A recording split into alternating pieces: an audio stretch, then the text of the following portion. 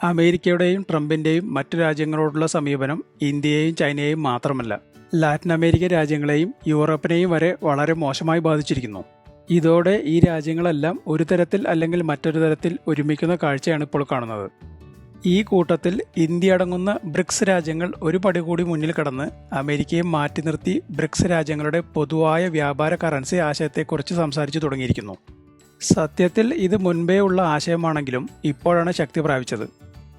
ഏറ്റവും പുതിയതായി Latin American രാജ്യവും ബ്രിക്സിലെ മുഖ്യ അംഗരാജ്യവുമായ ബ്രസീലിൻ്റെ പ്രസിഡന്റ് ലുല ഇതൊരു നിർദ്ദേശമായി ബ്രിക്സ് രാജ്യങ്ങളുടെ മുന്നിൽ വെച്ചിരിക്കുന്നു. ബ്രിക്സിൻ്റെ മറ്റൊരു പ്രധാന അംഗമായ ഇന്ത്യയെ സംബന്ധിച്ച് ഇത് വളരെ പ്രധാനപ്പെട്ട ഒരു കാര്യമാണ്. പ്രത്യേകിച്ച് ഈ അടുത്ത കാലത്തായി അമേരിക്ക ഏറ്റവും കൂടുതൽ ഉന്നം വയ്ക്കുന്നത് ഇന്ത്യയാണല്ലോ. എന്നാൽ ഇന്ത്യ ബ്രസീലിൻ്റെ ഈ ആശയത്തോട് ജാഗ്രതയോടെയാണ് പ്രതികരിക്കുന്നത്. യഥാർത്ഥത്തിൽ ബ്രസീൽ പ്രസിഡന്റ് ലുല ഡാ സിൽവയുടെ നിർദ്ദേശം ബ്രിക്സ് രാജ്യങ്ങൾക്കായി ഒരു പൊതു വ്യാപാര കറൻസി വേണം, അത് അമേരിക്കൻ ഡോളറിനെ ദുർബലപ്പെടുത്താൻ ഉദ്ദേശിക്കുന്നില്ല, പക്ഷേ ബ്രിക്സ് രാജ്യങ്ങൾക്കിടയിലെ വ്യാപാരത്തിനായി ഒരു പുതിയ കറൻസിയുടെ പരീക്ഷണം എന്നാണ് അദ്ദേഹം പറയുന്നത്. ഇത് അമേരിക്കൻ പ്രസിഡന്റ് ട്രംപിന്റെ താരിഫ് യുദ്ധത്തിന്റെ പശ്ചാത്തലത്തിലാണ്. 2 ആഴ്ച മുമ്പ് ട്രംപ് ബ്രിക്സ് രാജ്യങ്ങൾക്കെതിരെ 100% താരിഫ് ഭീഷണി മുഴക്കിയിരുന്നല്ലോ. ഇനി ബ്രിക്സ് കൂട്ടായ്മയെക്കുറിച്ച് പറയുകയാണെങ്കിൽ ഇതിൽ ബ്രസീൽ, റഷ്യ, ഇന്ത്യ, ചൈന, ദക്ഷിണാഫ്രിക്ക എന്നീ രാജ്യങ്ങളാണുള്ളത്. ഈ വർഷം ഇന്ത്യയാണ് ബ്രിക്സിന്റെ അധ്യക്ഷ സ്ഥാനത്ത്. ലുലയുടെ നിർദ്ദേശം ബ്രിക്സ് രാജ്യങ്ങൾക്കിടയിലെ വ്യാപാരം ഡോളറിനെ ആശ്രയിക്കാതെ നടത്തുക എന്നതാണ്. ട്രംപിന്റെ 50% താരിഫ് ഇന്ത്യക്ക് പുറമെ ബ്രസീലിനെയും ബാധിക്കുന്നതിനാൽ ലുല മോദിയുമായി ചർച്ച നടത്തിയിരുന്നു.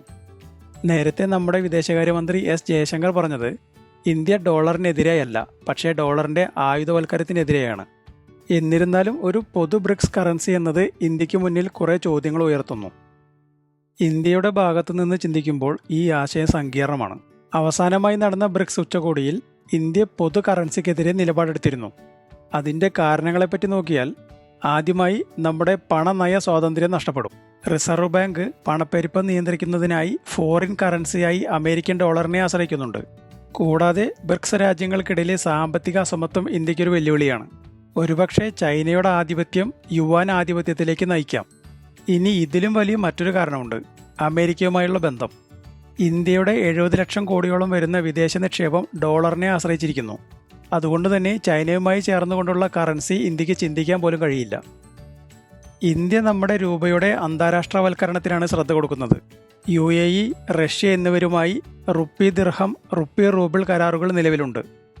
ട്രംപ് ഇന്ത്യക്കെതിരെ പ്രഖ്യാപിച്ച 50% താരിഫ് കയറ്റുമതിയെ തൽക്കാലത്തേക്ക് ബാധിക്കുമെങ്കിലും വൈകാതെ മാറ്റം വരുത്താൻ സാധ്യതയേറെയാണ്. അതാണ് ട്രംപിൻ്റെ രീതി. ഇന്ത്യ ഇതിനോടകം തന്നെ ബ്രസീലുമായും റഷ്യയുമായും ദക്ഷിണാഫ്രിക്കയുമായും ഇതേക്കുറിച്ച് സംസാരിച്ചു കഴിഞ്ഞു. നമ്മുടെ NSA അജിത് ഡോവൽ മോസ്കോയിൽ എത്തിയത് ബ്രിക്സ് രാജ്യങ്ങളുടെ ബന്ധം ശക്തിപ്പെടുത്തുന്നതിൻ്റെ ഭാഗമായാണ്. കാര്യങ്ങൾ ഇങ്ങനെയൊക്കെയാണെങ്കിലും പുതിയ ബ്രിക്സ് കറൻസി ഇന്ത്യക്ക് കുറച്ച് നേട്ടങ്ങളും തരുന്നുണ്ട്.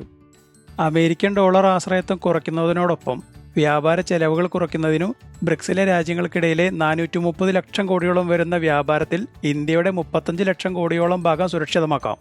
കൂടാതെ ഇന്ത്യൻ രൂപയുടെ ഉപയോഗവും വർദ്ധിപ്പിക്കാം. എന്നാൽ ഇതുകൊണ്ടുണ്ടാകുന്ന അപകടങ്ങൾ ചെറുതല്ല. പ്രധാനമായും നേരത്തെ പറഞ്ഞ പണനയ നഷ്ടം, ചൈനയുടെ ആധിപത്യം, അമേരിക്കയുടെ പ്രതികരണം.